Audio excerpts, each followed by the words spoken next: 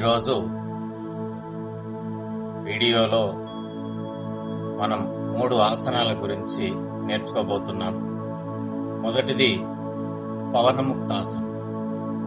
పవనముక్తాసనం అంటే ముక్తం అంటే వదిలిపెట్టడం, శ్వాసను వదిలిపెట్టి చేసేటటువంటిది. దీనివల్ల మనకు acidity problem, indigestion problem, ulcer problem లాంటి పూర్తిగా దూరమయ్యే అవకాశం ఉంది. రెండవది పాద ఉత్తానాసనం. దీనివల్ల పొట్టకు సంబంధించి ఫ్యాట్ మెల్ట్ అయి పొట్ట కండరాలు బలంగా తయారవుతాయి. మూడవ ఆసనం సేతుబంధాసనం. దీనివల్ల గుండె ఆరోగ్యంగా బలంగా ఉండడానికి ఉపయోగపడే ఆసనం. ఈ 3 ఆసనాలను ఇప్పుడు నేనేసి చూపిస్తా, పిల్లలచే ప్రాక్టీస్ చేయించగలరు. అందరము చేయాల్సినటువంటిదే. మొదటగా పవనముక్తాసనం.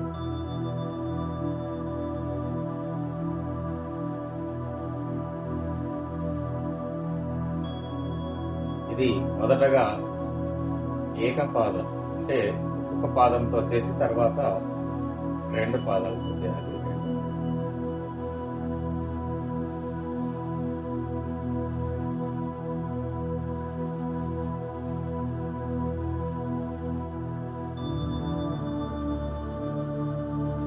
ఒక 10 సెకండ్ల పాటు చేయాలి ఒక్కొక్కటి.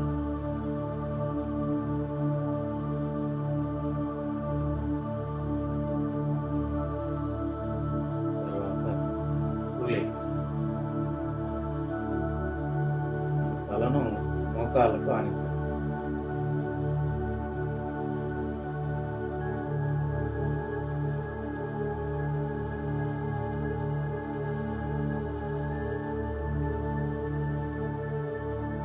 రెండవ ఆసనం పాద ఉత్తానాసనం.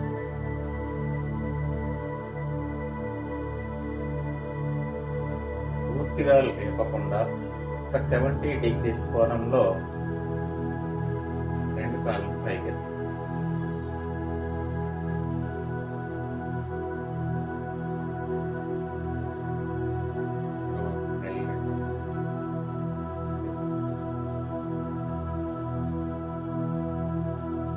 మూడవ ఆసనం సేతుబంధాసనం.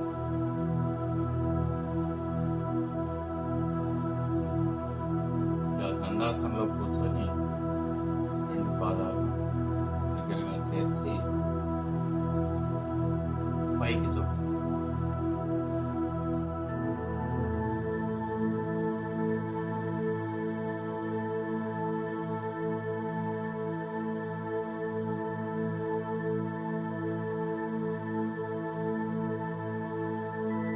ఇప్పుడు చూయించినటువంటి ఆసనాలు పిల్లలచే ప్రాక్టీస్ చేయిస్తే, మనం కూడా అందరం ప్రాక్టీస్ చేస్తే మంచి ఫలితం ఉంటుంది. ఇది నా స్వానుభవం.